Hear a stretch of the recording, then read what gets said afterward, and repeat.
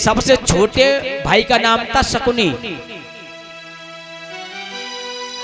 लेकिन धृतराष्ट्र जब गांधारी को लेकर के आ गए तब उनको इस भेद का मालूम पड़ी कि जहाँ में एक कलंक लगा हुआ है। वो कलंक कौन सा था कि गांधारी का एक बार विवाह एक बकरे के साथ हो गया, क्योंकि उसे ऐसा नक्षत्र में जन्मी ज्योतिषियों ने बताया। तो उस कलंक को मिटाने के लिए गांधारी का सर्वप्रथम विवाह एक बकरी के साथ में 7 भामर डरवाई और बकरे का शीश काट दिया। जब धृतराष्ट्र को मालूम पड़ी कि गांधारी का पहला विवाह हो चुका है तो धृतराष्ट्र ने क्या करो, गांधारी के माँ बाप को और 5 भाइयों को बंदी बना करके अपनी बक्सी में बंद कर दिया। जब बक्सी में बंद कर दिया तो धृतराष्ट्र क्या करते थे, एक मुट्ठी चावल, कितने, एक मुट्ठी चावल उस तय खाने में फेंक देते। अब बताओ, एक मुट्ठी चावलन से माता पिता और 5 भाई 7 जने रहे, एक मुट्ठी चावल से क्या होगा। लेकिन माता पिता ने विचार किया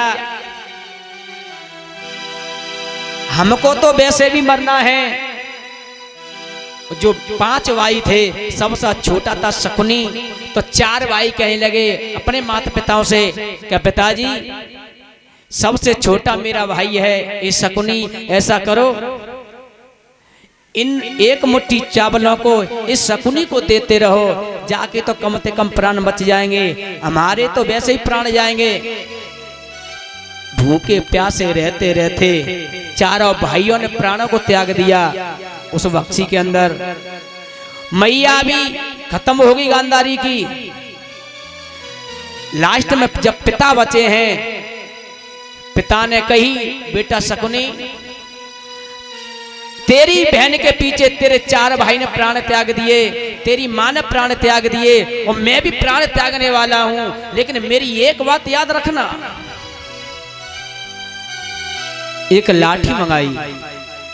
जब लाठी उस तहखाने में से लाकर दई है तो आज उस पिता ने शकुनी के इस पैर में इतनी जोर से लाठी मारी घोंटू से वो पैर टूट गया। आपने टीवी सीरियल में देखा होगा जो शकुनी है वो पैर से लंगड़ा है। उस लंगड़े होने का कारण क्या था? जब पिता ने लाठी मारी है, जब चोट लगी है, शकुनी ने कहा पिताजी ये तुमने क्या कर दिया?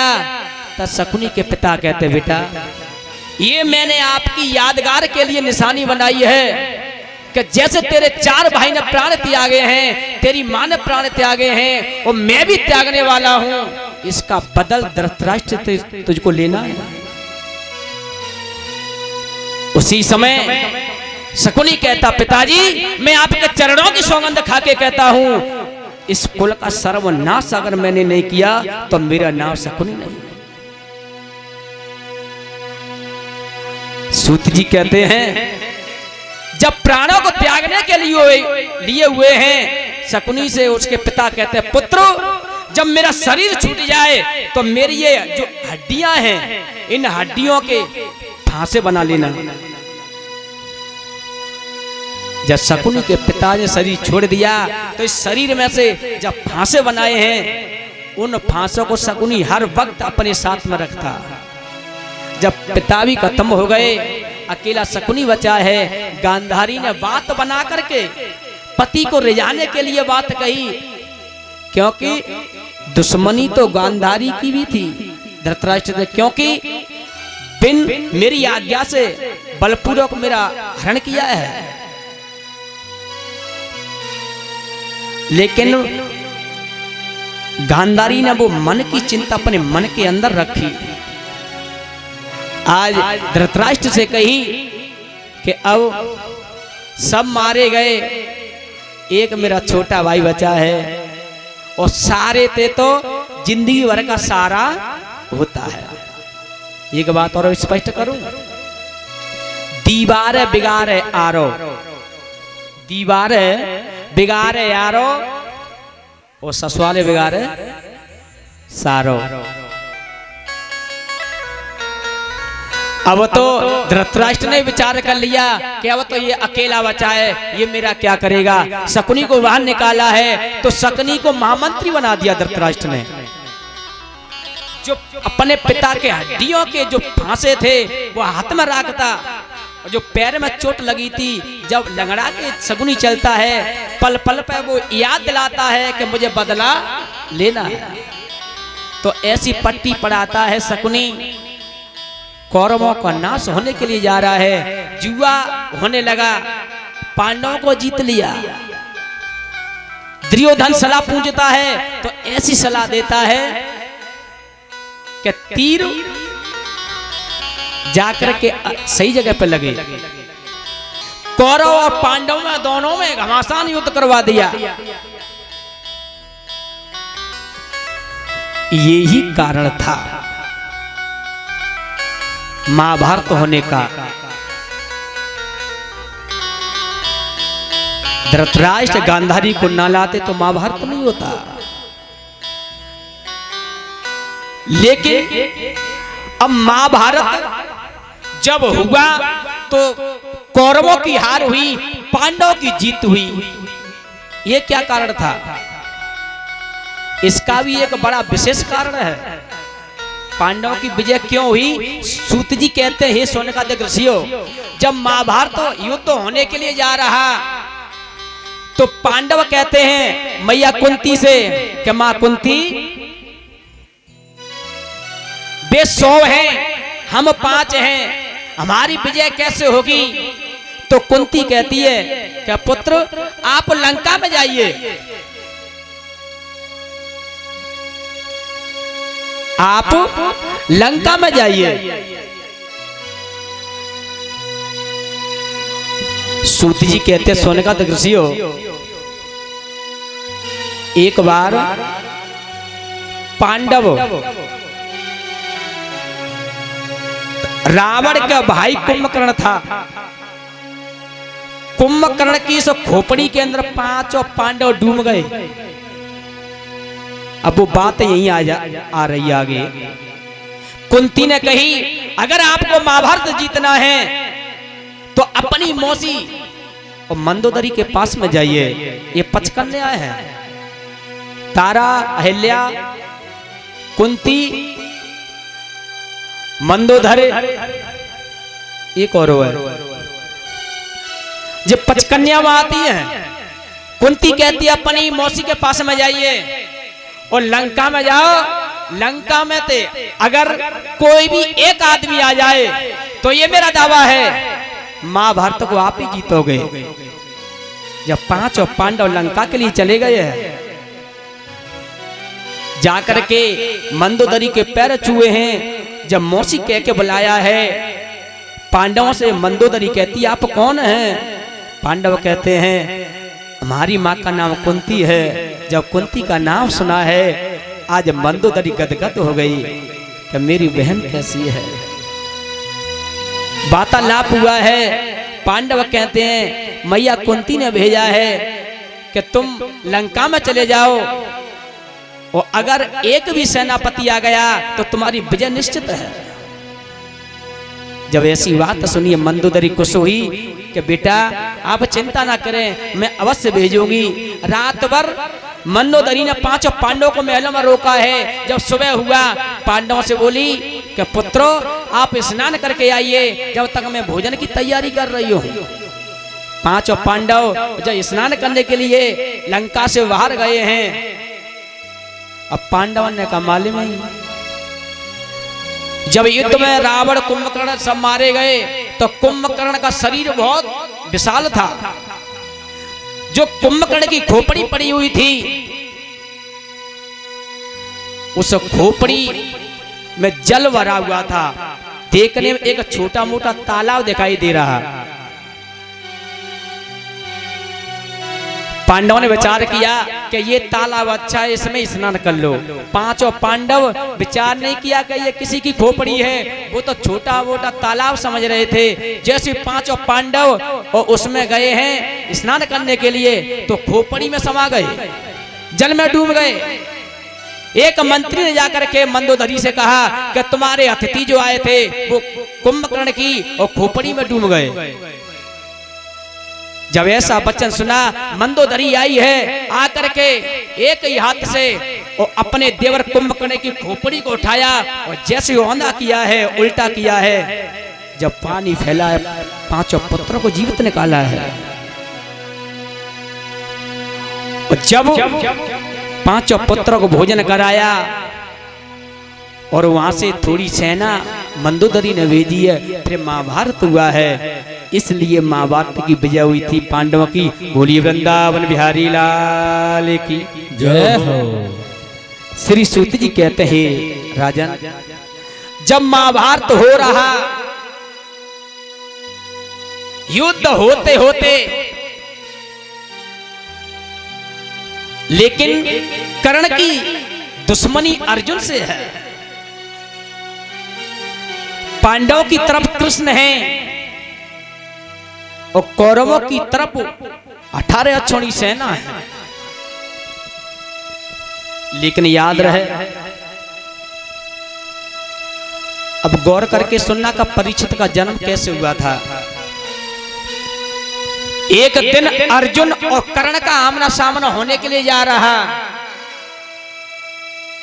कन्हैया कहते हैं पांडवों से कि कर्ण के आगे मत पहुंच जाना, कर्ण पे ऐसी शक्ति है एक ही बाण में पांचों पांडवों का नाश हो जाएगा। उसी समय कन्हैया कहते हैं कि बुआ कुंती, क्या अगर तुम अपने पुत्रों की विजय चाहती हो तो तुम कर्ण के पास में जाओ और कर्ण में 5 शक्तियां हैं, उन 5 बाणों को लेकर के आओ। कुंती को मालूम थी कि कर्ण मेरा बेटा है, मैंने उसको जन्म दिया है, और अगर 5 बाण लेकर के नहीं आई तो कल महाभारत के युद्ध में 5 पांडवों को जीवित बचना मुश्किल है। आज जैसे मैया कुंती चली है, और कर्ण का ये नियम था, सुबह स्नान करके सूर्य भगवान को जब जल पर अर्पण करता है, उस वक्त अगर उसमें से कोई भी चीज मांगी जाए वो कभी मना नहीं करता था। दानी में दान हुआ है तो एक कर्ण ऐसा हुआ है, दानी तो बहुत हुए हैं लेकिन कर्ण जैसा दानी आज तक नहीं हुआ। जब कुंती सुबह आई है और इधर कर्ण स्नान बना करके सूर्य को जल अर्पण कर रहा, कुंती कहने लगी बुआ, कुंती कहती है बेटा, जैसे कर्ण ने देखा कि पांडवों की मां कुंती मेरे पास में आई है, आज कर्ण को सन्मुख देखा है तो कुंती के नेत्रों से अश्रुओं की धारा बह निकली। आज पुत्र को सन्मुख देखा है कुंती ने। कुंती कहती है बेटा कर्ण, तू मेरा पुत्र है। कर्ण कहता है कुंती बुआ, कुंती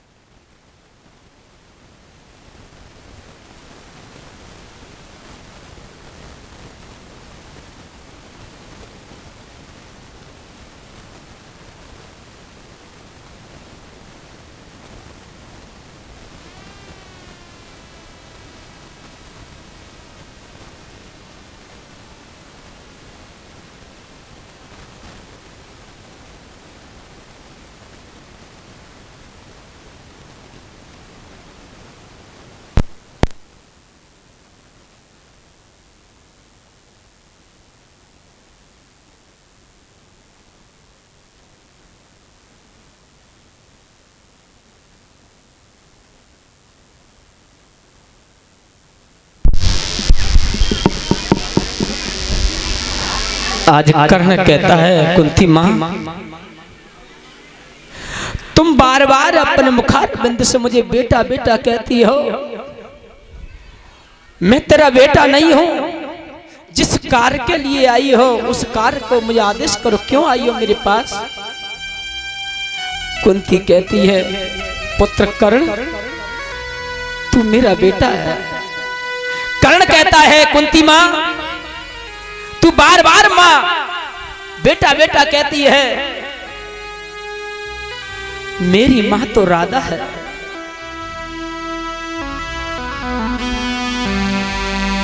कुंती कहती है पुत्र, मैंने तुझे जन्म दिया है, तू मेरा पुत्र है। कर्ण कहता है मां, तू झूठी दिलासा मुझको मत दे, तू आदेश का पालन मैं करूंगा, तू आदेश दे। तू क्यों आई है मेरे लिए मेरे पास में?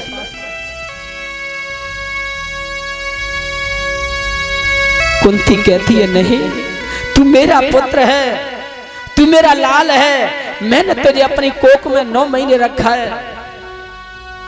कर्ण फिर कहता है कुंती मां, जिस उद्देश्य से तू मेरे लिए आई है पास में, उस कार्य को बता, लेकिन अपनी जिब्या से बार बार मुझे पुत्र बेटा मत कह। कुंती के नेत्रों शस्त्रों की धार निकली, कहती है पुत्र, मैंने तुझे जन्म दिया है। कर्ण को थोड़ी गुस्सा आ गई। कर्ण कहता है कुंती मां, तू बार बार कहती है कि मैं तेरा पुत्र हूं, मैं तेरा पुत्र हूं, तो सुन, मेरे पास में एक चुनरी है, उस चुनरी को ओढ़ करके तू दिखा देगी? कुंती मां कहती है हाँ पुत्र, मैं ओढ़ के बता दूंगी। कर्ण कहता है मेरी चुनरी ऐसी वैसी नहीं है, वेद मंत्रों से सुसज्जित है। अगर तूने मुझे जन्म दिया होगा तो तू बच जाएगी, अगर जन्म नहीं दिया होगा तो तुरंत जल करके भस्म हो जाएगी।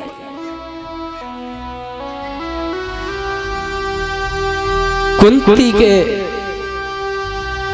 जब अश्रुओं की धारा निकली है, कर्ण ने मंत्र का जाप करके उस चुनरी को हाथ में लिया है, मंत्रों से पढ़ करके कही कि मां, तू अगर मेरी मां है तो ले, इस चुनरी को मैं देता हूं, इस चुनरी को तू ओढ़ करके दिखा।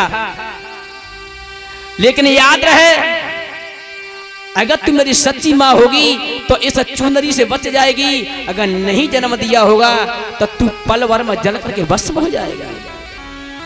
कुंती को मालूम थी कि मैंने जन्म दिया है। आज चुनरी को लेकर के जय सिर पे डाला है, आज मैया यूं की तो खड़ी रही। जब कर्ण को मालूम पड़ा कि वास्तविक मेरी मां कुंती है, पछाड़ के मां के चरणों में गिर गया, कहने लगा मां, तूने मुझे जन्म दिया, लेकिन तूने अपने हृदय से मुझको दूर क्यों रखा? आज चरणों में कर्ण पड़ा है, रो करके कहने लगा मां, ऐसी मुझसे कौन सी गलती हो गई जो कि तूने अपने हृदय से इस कर्ण को दूर कर दिया? मैया के आंखों से आंसू निकले, कर्ण के सिर पर गिरे हैं, और कर्ण के आंसू कुंती मैया के चरणों पर गिरे हैं। आज मैया बेहोर होकर के कहने लगी, पुत्र, मैं ऐसी जगह पर खड़ी हो गई कि मुझे धर्म की रक्षा करने के लिए मुझे ऐसा करना पड़ा। आज कुंती रोकर कहने लगी, पुत्र,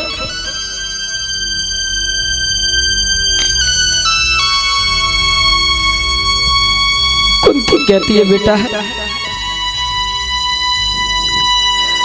कुंवारी अवस्था में मुझसे एक पाप बन गया था, दुर्वासा ऋषि के मुझे वरदान लगा हुआ था कि जिस देवता का तू आह्वान करेगी वही देवता तेरे आंगन में आएगा। तो मैंने मंत्र को अजमाने के लिए मैंने एक बार कवार अवस्था में मैं सूर्य देवता का आह्वान किया। तो पुत्र, उस लोक लज्जा बचाने के लिए मैंने तुझे और जन्म दे करके नदी में बहा दिया।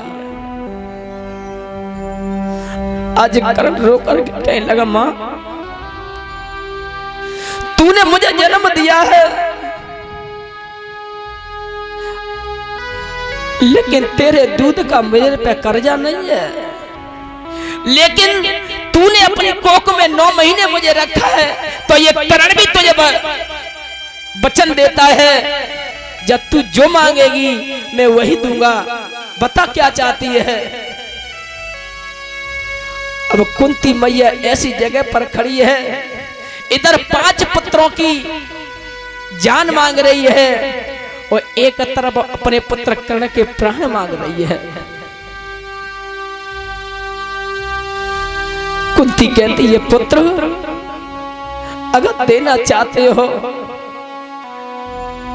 तो मुझे एक वरदान दो, जो तुम्हारे पास में 5 बाण हैं उन बाणों को मुझे दे दीजिए। कर्ण ने कही, मां जाओ मेरी समर में पहुंच जाओ और मेरे समर में 5 बाण रखे हैं, ले जाओ। उन 5 बाणों को जब लेने तंबू में प्रवेश हुई है, उस जगह पे भगवान कृष्ण गुड़वीला का रूप बना करके आए थे और जो 5 बाण रखे उन्हीं 5 बाणों को गुड़वीला बन करके उन्हीं बाणों को हला दिया। कुंती ने उन्हीं 5 बाणों को छांट छांट करके ढूंढ ढूंढ करके निकाल लिया। 5 बाणों को लेकर के कुंती मां चली है। कर्ण रो करके कहने लगा, मां मेरे साथ में जो तूने किया है वो अच्छा किया है, लेकिन इस कर्ण की हाथ जोड़ करके एक विनती है कि क्या कि मेरे 5 भाइयों पांडवों से ये मत कहना कि कर्ण आपका बड़ा भाई है।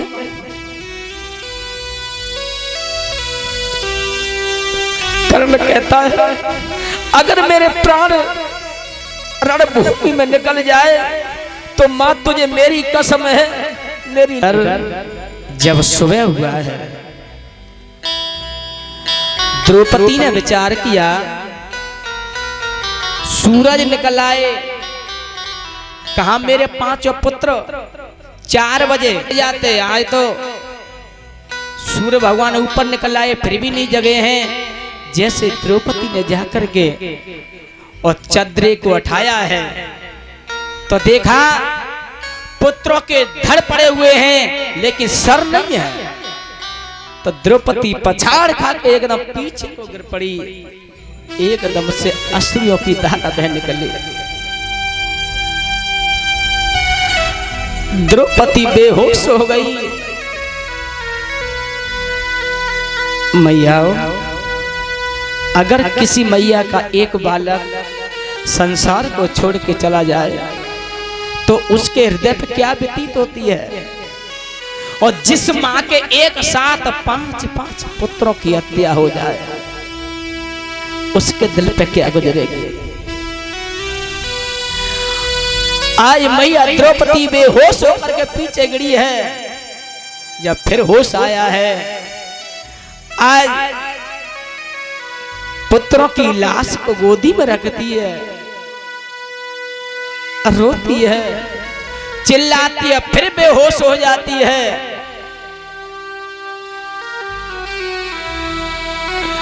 मैया रोते रोते बावली सी हो गई, रोते रोते दोनों नेत्र लाल हो गए। रो करके कहती है, मेरी बेटा कुंवर कन्हाई, तुमने मैया भी कह नहीं पाई। मेरे लाला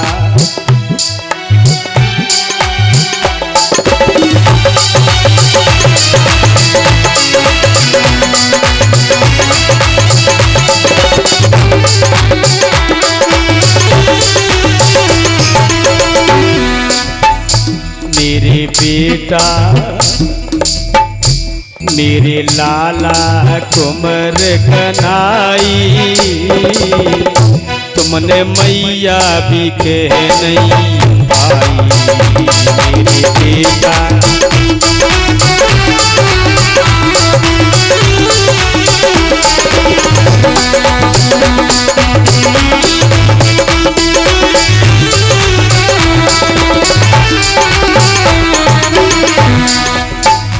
कौन पे वज्र भीषण पड़ाए।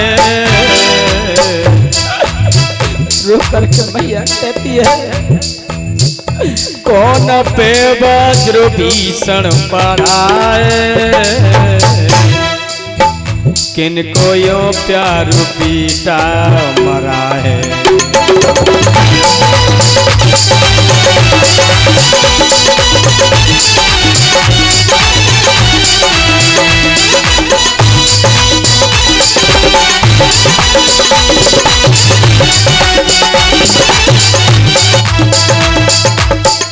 रात भर का ये मैं अंधेरा, किनके रोके रुकाए सवेरा।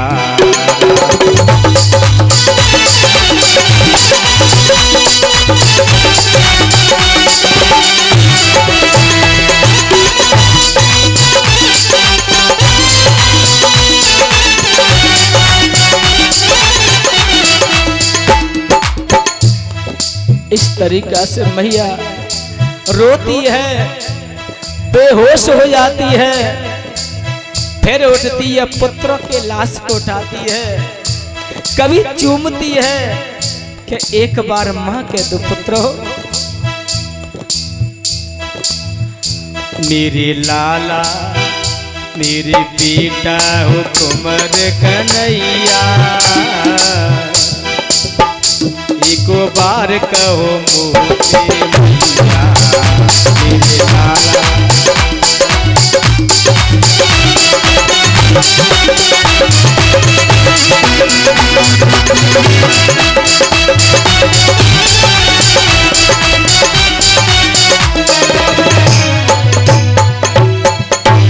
इस तरीका से द्रौपदी जब विलाप करती है, उसी समय पांडव आ गए, कहने लगे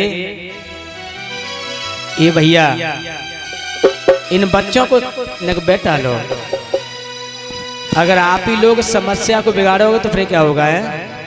जब राजा ही अन्याय करेगा तो संभालेगा कौन? इन सबको बच्चों को बैठा लो, ये इधर उधर घूमे, सबको बैठा लो।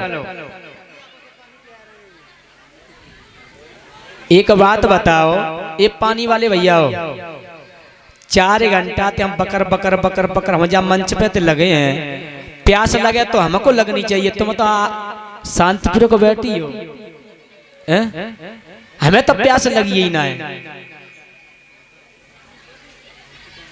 बुरी गोविंद भगवान की जय हो। जब 5 पांडव पास में आए हैं, द्रौपदी से बोली बात क्या है? द्रौपदी ने जब उंगली करी है कि जाओ समर में देखो क्या है, और जैसे ही जाकर के पांडवों ने देखा 5 पुत्रों के शीश कटे हुए हैं, धड़ केवल पड़े हुए हैं। अब तो पांडवों को गुस्सा आ गई, और जैसे ही योग माया से कृष्ण ने कही है कि ये अश्वत्थामा का खेल है, 5 पांडव अश्वत्थामा को पकड़ के लाए हैं। भीम कहने लगा द्रौपदी बताओ इस दुष्ट के साथ में क्या करें? जैसे ही अश्वत्थामा को द्रौपदी ने देखा, द्रौपदी ने कही ये तो गुरुपुत्र है, ये तो द्रोणाचार्य का पुत्र है। द्रौपदी कहती है अपने 5 पतियों से इसको मारो मत, क्योंकि मेरी तो गोदी सूनी हो गई अगर इसको मैंने मरवा दिया तो मेरी गुरुमाता की गोदी सूनी हो जाएगी, मेरा तो संसार उजड़ गया।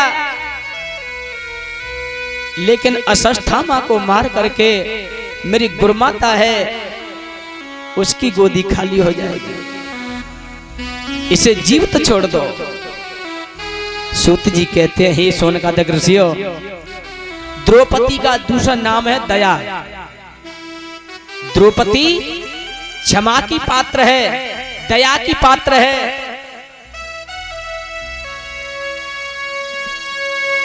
लेकिन भैयाओ,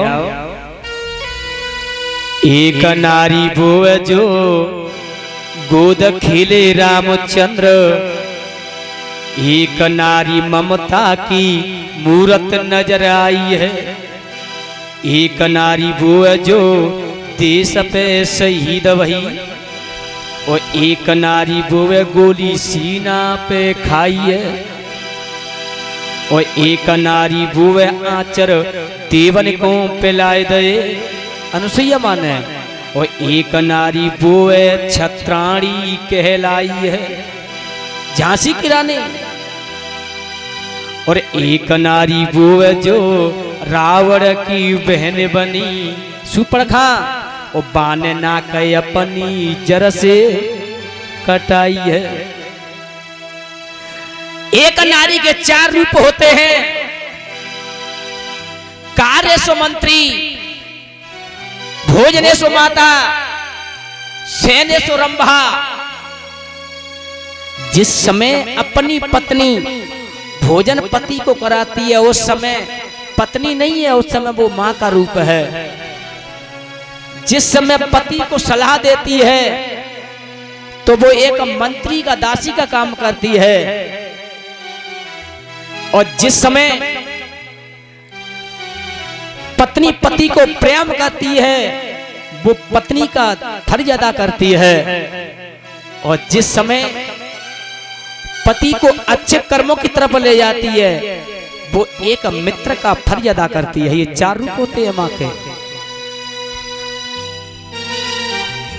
आज द्रौपदी ने कही इस अश्वत्थामा को जीवित छोड़ो, उसी वक्त सिर के बार काट करके एक तरफ की मूंछ काट करके क्रूप बना करके छोड़ दिया।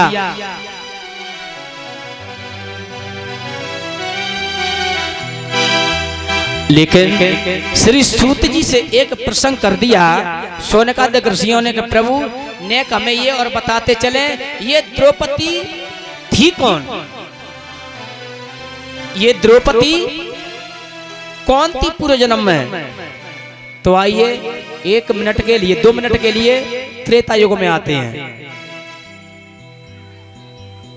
जब पंचवटी पर, और ये भी बताते चले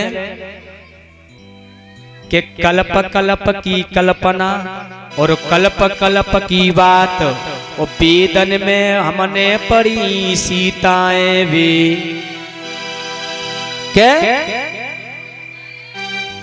अब 7 सीतन में ते रावण किस सीता का हरण करके ले गया, लंका किसने जलाई है? आज तक इतनी भ्रांतियां फैली हुई हैं, ये कहते हैं कि लंका को हनुमान ने जलाया, नहीं। बताएंगे सीता, लक्ष्मण और राजा दशरथ। कौन कौन? दशरथ, लक्ष्मण और सीता, ये तीनों भाई बहन हैं। अब बड़े चक्कर में पड़ गए होंगे कि ये क्या कह रहे हैं, परसों के दिन बताऊंगा।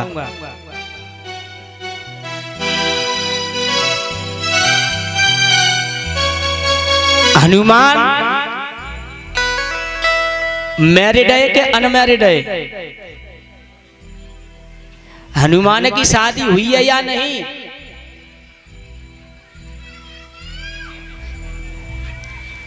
हनुमान की 1 नहीं 2 नहीं 3 शादी हुई है। प्रमाण सहित बताऊंगा, लेकिन आज तो नहीं, परसों पहले दिन बताऊंगा, 5वें दिन। इतनी चलो अभी बता देता हूं, तीनों पत्नियों का नाम सुन लो, स्वर्चला, स्वर्णमछा और सत्यवती। तीनों पत्नियों के साथ विवाह हुआ है। अगर एक बात बताओ, अगर हनुमान का विवाह ना होता तो मकर ध्वज कहां से आ गया? जब पातालपुरी में महिरावण राम लक्ष्मण को हरण करके ले गया तो युद्ध हुआ था मकर ध्वज का, हनुमान का। परसों पहले दिन बताऊंगा। इधर श्री सूत जी कहते हैं कि आपने बहुत अच्छा प्रसंग किया है कि द्रौपदी कौन थी। अब मैं बताने जा रहा हूं। जब पंचवटी पर, हाँ एक बात और बताते चले, श्री राम मर्यादा पुरुषोत्तम राम का लक्ष्मण ने कब वध किया है? लक्ष्मण ने राम जी का शीश किस जगह पे काटा है? बताएंगे। सीता जी लक्ष्मण को कब निकल गई, ये भी आगे बताऊंगा।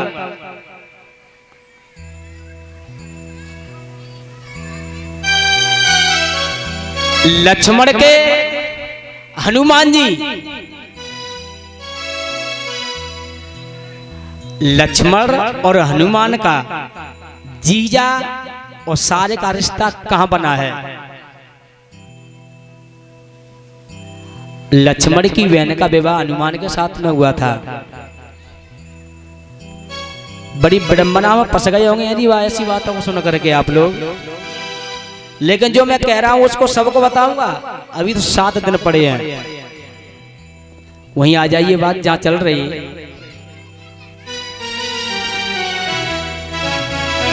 जब पंचवटी पर रह रहे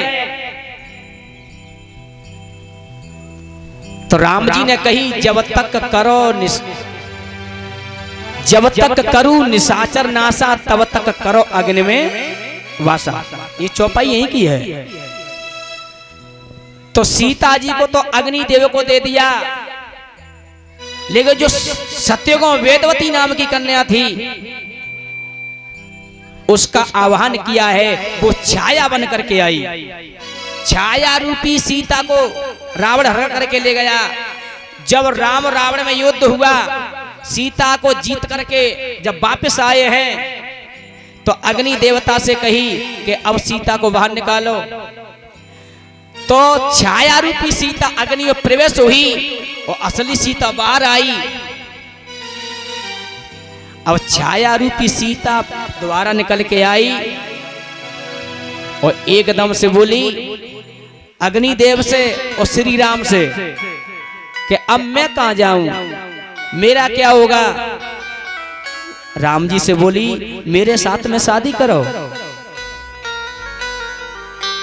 राम जी ने कही अब तो मैं शादी नहीं करूंगा, लेकिन आप पुष्कर क्षेत्र में चली जाओ। पुष्कर क्षेत्र में जाकर के आप तप करना, शंकर भगवान का ध्यान। जब ऐसा वचन कहा तो पुष्कर में जाकर के, और जब छाया रूपी सीता ने तप किया है तो भगवान शंकर प्रकट हुए हैं। तो एकदम से छाया रूपी सीता ने कही मुझे पति चाहिए, मुझे पति चाहिए, मुझे पति चाहिए, मुझे पति चाहिए, मुझे पति चाहिए, 5 बार कह दिया। शंकर भगवान ने कही ये मस्त ऐसा ही होगा, जाओ तुझे द्वापर में 5 पति प्राप्त होंगे।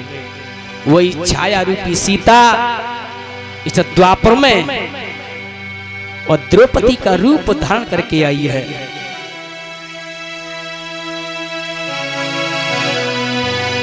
बोलिए गोविंद भगवान की जय हो, बोलिए वृंदावन बिहारी लाल की जय हो, जय जय श्री राधे। वो कह भी देते हैं अरे ऐसी को नारी एक साल के बाद में वो तो कुआरी ऐसी को नारी। शंकर भगवान ने जब वचन दिया कि जा तुझे द्वापर में 5 पति प्राप्त होंगे, छाया रूपी सीता कहने लगी महाराज ये तुमने क्या कह दिया, 5 पति होते हुए भी मेरे धर्म का क्या होगा। तो शंकर भगवान ने एक वचन दिया था कि तेरा जो जन्म होगा बड़ा अलौकिक होगा। द्रौपदी का जन्म किसी माँ ने नहीं दिया है, अग्नि कुंडवा से जन्म हुआ है, अग्नि कुंडवा से प्रकट हुई थी द्रौपदी। और वचन था शंकर जी का वरदान लगा था 1 साल 11 महीने और 15 दिन के बाद, 11 महीने 15 दिन के बाद तू अग्नि में स्नान करेगी तो फिर तू कुंवारी हो जाएगी। केवल एक द्रौपदी ऐसी है वो अग्नि में स्नान करती है और फिर कुंवारी हो जाती है। भोली वृंदावन बिहारी लाल की जय जय श्री राधे। श्री सूत जी कहते हैं राजन इधर में अश्वत्थामा के बाल काट करके मूंछ काट करके क्रूप बना करके छोड़ दिया। अब अश्वत्थामा ने एक मस्तक में एक मणि थी, उस मणि के प्रभाव से देखा, ये संकल्प किया कि पांडवों के बीज वंश को मैं खत्म कर दूंगा। और इधर क्या हुआ, अर्जुन का पुत्र था अभिमन्यु, अभिमन्यु की पत्नी का नाम था उत्तरा,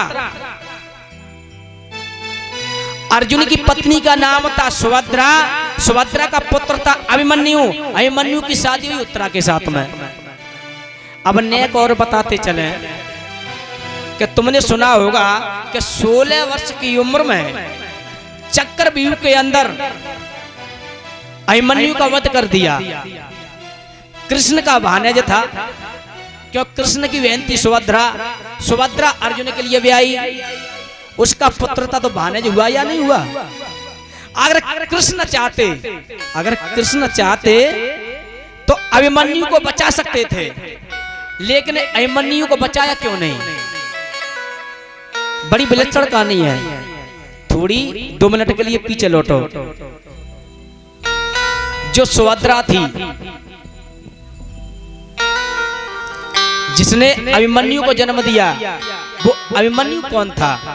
एक बार अर्जुन और कृष्ण जमुना जी के किनारे चले जा रहे, तो उस जमुना जी के किनारे एक मन्यु नाम का दानव, मन्यु नाम का दानव मिला। अर्जुन से युद्ध होने लगा, अर्जुन ने सारी शक्तियों का प्रकोप किया, लेकिन मन्यु दानव का बाल भी बांका नहीं हुआ।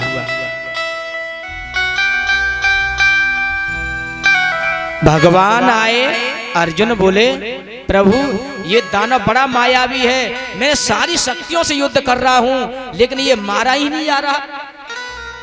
कन्हैया बोले मीठी बातों से कि भैया आप बड़े बलवान हैं, आप कौन हैं, आपका क्या नाम है। मन्यु दानव कहता है मैं दानव हूं, मेरा नाम मन्यु है, मैं बड़ा से बड़ा आकार बना सकता हूं, छोटे से छोटा बना सकता हूं। भगवान कृष्ण कहते अच्छा क्या कि छोटा सा छोटा रूप बना लोगे के। हाँ, उसी समय जब छोटा रूप बनाया, एक शीशी ले भगवान कन्हैया ने और कही कि अगर तुम ऐसे दानव हो तो इस शीशी में मुझे बंद करके बताओ, इसमें घुस करके दिखाओ। भगवान की माया को मन्यु दानव नहीं समझ पाया, छोटा रूप बना करके मन्यु दानव उस शीशी में जब प्रवेश हुआ, ऊपर भगवान ने ढक्कन लगा दिया, बंद करके अर्जुन से बोले चलो एगो काम। उस शीशी को ला करके भगवान कन्हैया ने तय खाने में बंद कर दिया, ऊपर से लॉक लगा दिया ताला, और कई सारे परिवार वालों से कह दी आदमों से कि कोई इस बक्सी को खोलेगा नहीं। लेकिन कृष्ण और बलराम की बहन थी सुभद्रा, और सुभद्रा जब 15-16 वर्ष की हो गई तो बचपन से बड़ी नटखट थी। भगवान कन्हैया बलराम किसी कार से एक दिन बाहर चले गए। सुभद्रा ने विचार करो, कुंवारी थी, उसने विचार किया कि कृष्ण कहते हैं कि इसको खोलना बती, आज खोलेगा, देखो जा मैं है क्या। लॉक खोला, भक्सी को खोला, और जिस भक्सी के अंदर वो मन्यु नाम का दानव वो शीशी में बंद पड़ा हुआ था। और आज भी ऐसा होता है, अगर कोई शीशी या कुछ मिले हम तुम्हें कहा करते हैं खोले के पहले सुनो तो जरूर है। जैसे ही सुभद्रा ने भक्सी खोली, उस शीशी को खोला है, उस डिब्बी को खोला है, तो मन्यु दानव ने उसी समय रूप धारण करके और सुभद्रा के साथ में छल कर दिया। वही मन्यु नाम का अंश सुभद्रा के गर्भ ठहर गया। जब लौट करके भगवान कृष्ण आए हैं तो देखा, जब सुभद्रा को ऐसी हालत में देखा, भगवान ने कही जल्दी से इसका विवाह कर दिया जाए। भगवान कन्हैया ने सुभद्रा का विवाह अर्जुन के साथ में कर दिया। समय आने पर सुभद्रा ने एक पुत्र को जन्म दिया जिसका नाम था अभिमन्यु। वही दानव बन के आया अभिमन्यु। भगवान समझ गए कि जे वही मन्यु दानव है, इसका मुझे वध कराना है। अभिमन्यु जब चक्रव्यूह में जब समाप्त हो गया, उसी समय उसकी पत्नी उत्तरा थी। उत्तरा के गर्भ में 6 महीने का बालक है। इधर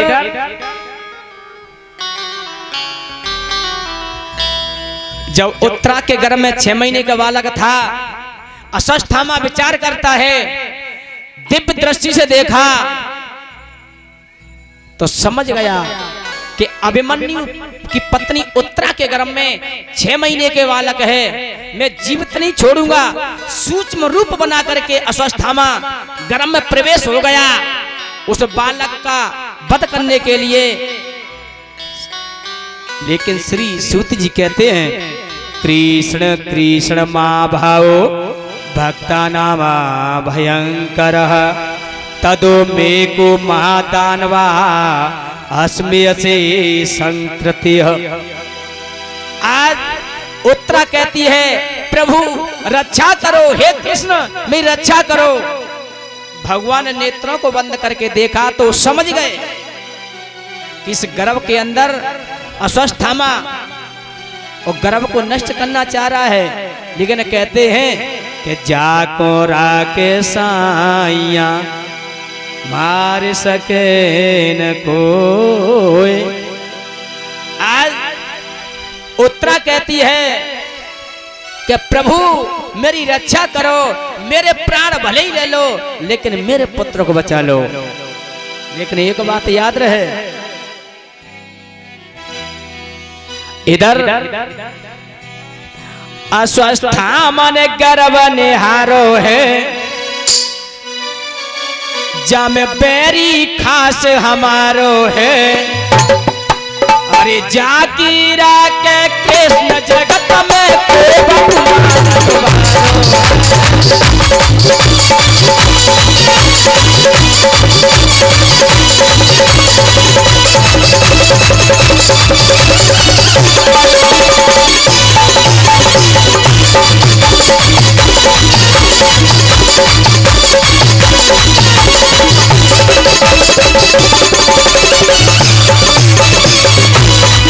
अश्वत्थामा ने गर्भ निहारो है, जब पैरी खास हमारो है। जाकीरा के कृष्ण जगत में को कुमार नुमारो है।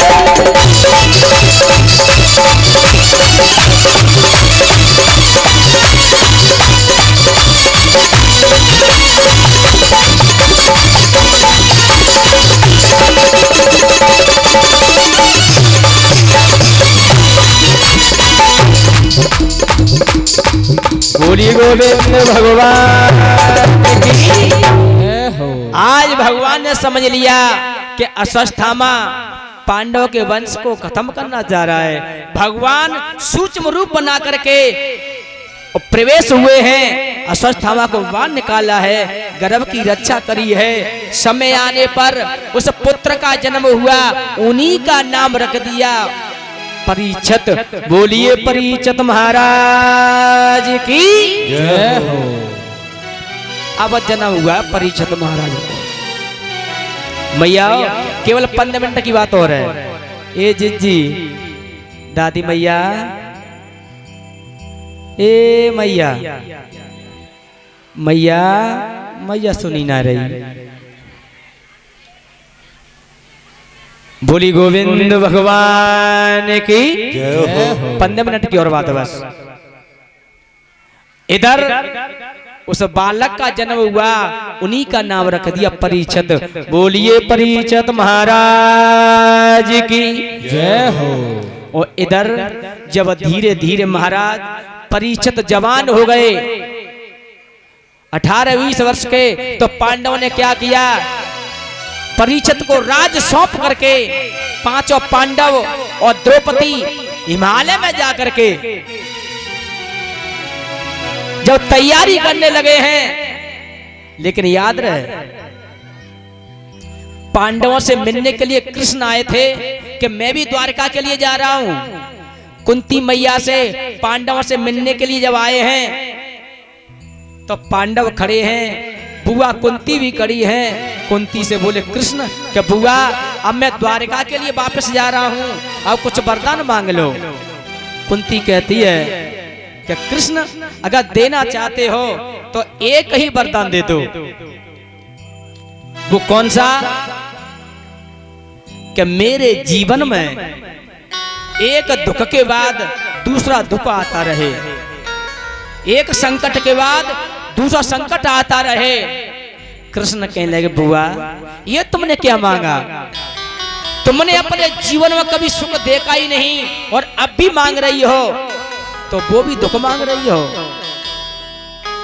तो कुंती कहती है कि कृष्ण के दुख में सुमिरन सब करें और सुख में करे न कोई, जो सुख में सुमिरन करे तो दुख का एक। मैया एक बात कहें, जब हमारे घर परिवार में थे कोई हॉस्पिटल में भर्ती हो, आईसीयू में रखा हो, तब भगवान से प्रार्थना करते हैं, हे दीनों के दयाला, ये मेरी मैया, हे दुर्गे महारानी, ये पतवारी, मेरी बहू, मेरा लला, मेरा पति ये जीवित हो जाए, सही हो जाए तो मैं नेजा चढ़ाऊंगी, मैं घंटा चढ़ाऊंगी, ये चढ़ाऊंगी। लेकिन जब कष्ट नहीं था तब तुमने ये प्रार्थना करी? कौन ने नहीं करी? केवल मतलब थे। इसलिए कुंती कहती है कि मेरे जीवन में दुख के बाद दुख आता रहेगा तो मैं तेरा नाम उच्चारण करती रहूंगी, तो तुम मेरे को दर्शन देते रहोगे, तो मेरा जीवन कृतार्थ हो जाएगा। इसलिए कुंती कहती है कि कृष्ण अगर देना चाहते हो तो मुझे यही वरदान दो। कुंती ने कहा तो कृष्ण कह दिया, हे बुआ ऐसा ही होगा। और जाकर के पांडवों ने अपना शरीर हिमालय में जाकर के त्यागा है। और इधर क्या हुआ, जब परीक्षित को राज सौंप करके पांडव चले जाते हैं, यदा कुरुक्षेत्रम जांगले आस्मे क्रांति वरिष्ठ निचक्रे वर्तते। एक दिन का जिक्र है, अब महाराज परीक्षित राज्य को संभाल रहे हैं। शिकार के लिए राजा परीक्षित चले हैं तो एक जंगल में क्या देखा, एक काला कलूटा चांडाल गाय और बैल को पीट रहा है। वो गाय बैल और कोई नहीं था, वो काला कलयुगा चांडाल कौन था मालूम है? कलयुग। जो बैल था वो धर्म, जो गाय थी वो पृथ्वी मैया। जब काला कलयुगा कलयुग जब गाय को पीटता है, बैल को पीटता है, तो गाय कहती है पुकारती है, अरे कौन है जो कि मेरी लाज बचाने आए, धर्म के नाम पे बलिदान चढ़ाने आए।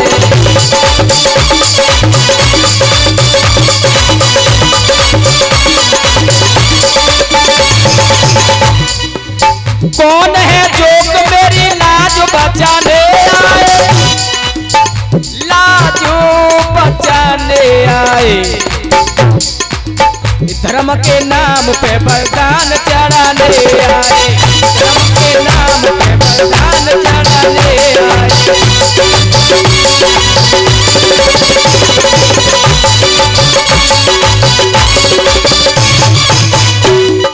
आज गौ माता कहती है, आज मेरी हद पर में नैया है, कैसे कोई पार करे। धर्म के नाम पे, धर्म के नाम पे, धर्म के नाम पे बलिदान चढ़ाने आए, कौन है जो कि मेरी लाज बचाने आए।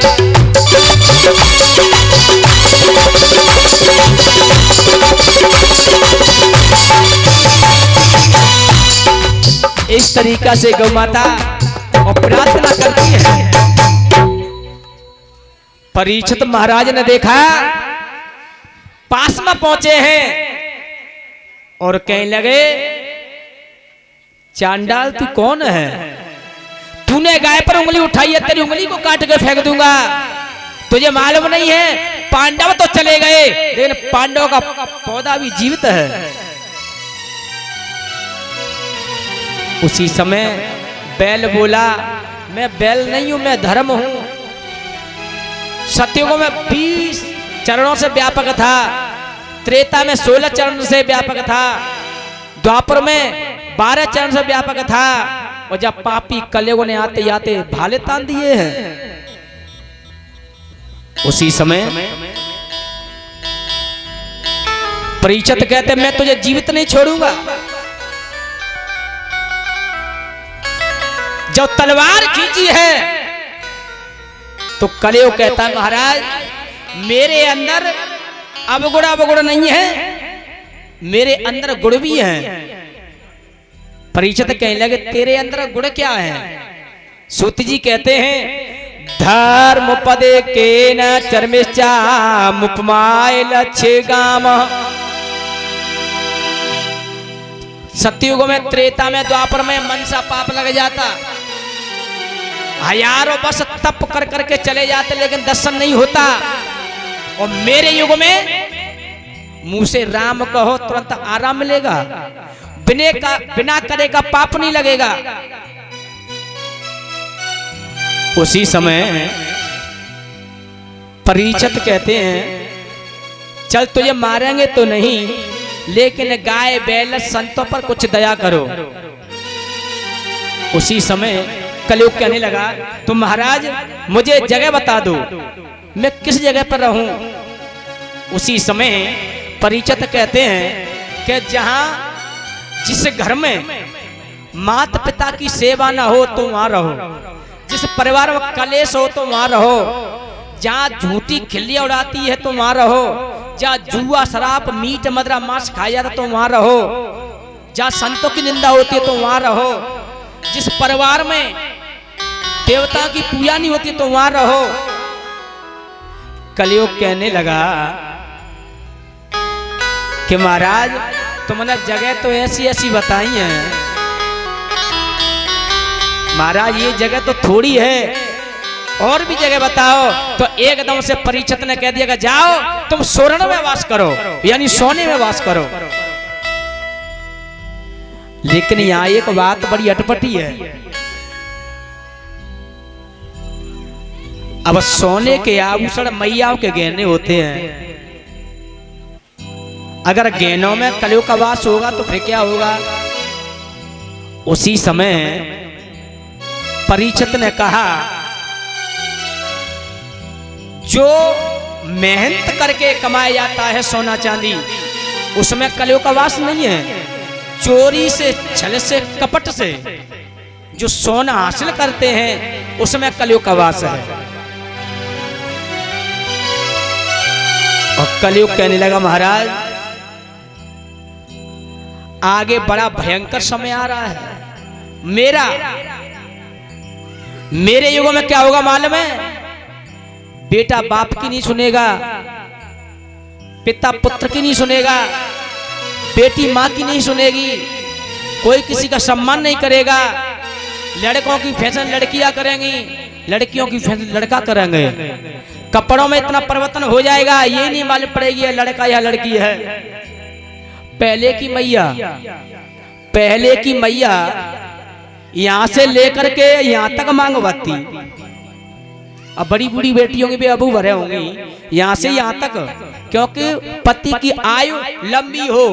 और आजकल की नई बहुबटियां हो तो काके तो कुम के तका और नेक धर लेते हैं यहाँ, और नेक लड़ाई भाई सोई क्या उठाते हैं, चुप बने रहो, नेक इधर छुटाई का देर ना लग रही। अब ये कलयुग का तो प्रादुर्भाव है। उसी समय कलयुग कहने लगा, महाराज बनिया हदकार जमाएंगे, गरीबों का खून चूस करके पापी जन प्यास बजाएंगे, संतों की निंदा होने लगेगी, छत्रीकार हो जाएंगे। महाराज कुछ दिनों के बाद जमाने की हवा बदलने वाली है, कोई किसी को सम्मान नहीं देगा। और आज भी देख रहे हैं जो हमारे बड़े बूढ़े बैठे हैं 60-60 वर्ष के, इनके जमाने की बात आज भी सुनो तो मुझे बड़ा आनंद आता है। मेरे पिताजी खैर दुनिया में तो नहीं है, मेरी माँ भी नहीं है, संसार को छोड़ के जा चुके हैं, लेकिन मेरे पिताजी अब पुरानी बातों को बताते थे तो मुझे बड़ा आनंद आता। आज तो 40 वर्ष पहले की बात है, आप लोगों ने देखा भी होगा, तुम्हारे जमाने की बात। अगर किसी गांव में शाम के वक्त अग्नि जला करके जब बैठते थे तो कोई नहीं आता तो ये कहते कि फलाना आज आया नहीं, उनको उसको लेकर के आओ, इतना प्रेम था। वो आजकल 4 भाई हैं घर में, वे चारों ना बोल रहे। और सबसे बड़ी बीमारी है जी, सबसे बीमारी जी है, मेहमान हो गए ससुराल में, 4 पाई पे लेटे गए, फोन में लगे हैं, जो ही ना मालूम है कब छोटी सरजाई पाए छी गई, कब बढ़िया कोई पता नहीं कब पाए छी गई, को रामा कृष्णा कर रहा है, क्योंकि वो तो फोन में ही लगे हैं। या यही नहीं मालूम है कि कब सुबह होगी कब शाम हो गई। पहले इंसान बैठता था, नई बातें सुनने के लिए मिलती थी, लेकिन ये कलयुग का प्रादुर्भाव है। वो आगे इस युग में क्या होगा मालूम है? बड़ी विडंबना होने के लिए जा रही है कि साचन की कदर नाए झूठन के सतकार,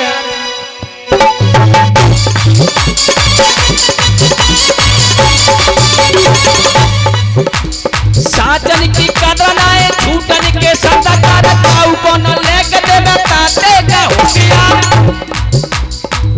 अरे सीधे साधे भोले भाले उनसे लोग कहेंगे हमारा सावक को बता में चोर चोर वाले साहूकार, चोर वाले साहूकार, चोर वाले साहूकार। यह कलयुग के साचन की कदर आए झूठन के सत्कार, काऊ को न लेके देवे ताते के होशियार। सीधे साधे भोले वाले उनसे लोग कहेंगे हमारा सावक को बता में चोर चोर वाले साहूकार। और पहले मित्र अलग थे, सुदामा कृष्ण जैसे, वो अब का मित्रन के ऐसे ठाट मिल मिल के घात करे, तुम तो करो नेकी उल्टी तगा त्यारे साथ करे। माल मारे जाल डारे हान दिन रात करे, ठगाई के काज कभी मीठी मीठी बात करे, मीठी मीठी बात करे, मीठी मीठी बात करे, मीठी मीठी बात करे। और अब तो सारा वृत्तांत बदल गया। विप्रवये विद्याहीन क्षत्रिवये बलहीन वैश्यवये लोभी कामी शूद्रवये पराधीन चारों ही वर्ण निज धर्म से बहे छीन तप गयो तेज गयो बुद्धि गई मलिन। अब ये कलयुग है, सदवन पे वस्त्र नाय विधवा श्रृंगार कर। पतिव्रता नारी होगी ते भूखी प्यासी रह रही होगी, लेकिन ये कलयुग का प्रादुर्भाव है कि सदवन पे वस्त्र नाय विधवा श्रृंगार कर, नार छोड़ पति देव अंत जो घरवार कर। अरे अपनी सुंदर नार छोड़ पैसन से प्यार करे, ये कलयुग का प्रादुर्भाव है। और अरे चेला भाई पेला ये गुरु की न बात मान, जिनसे सीखी विद्या उन्हें से विवाद ठाना।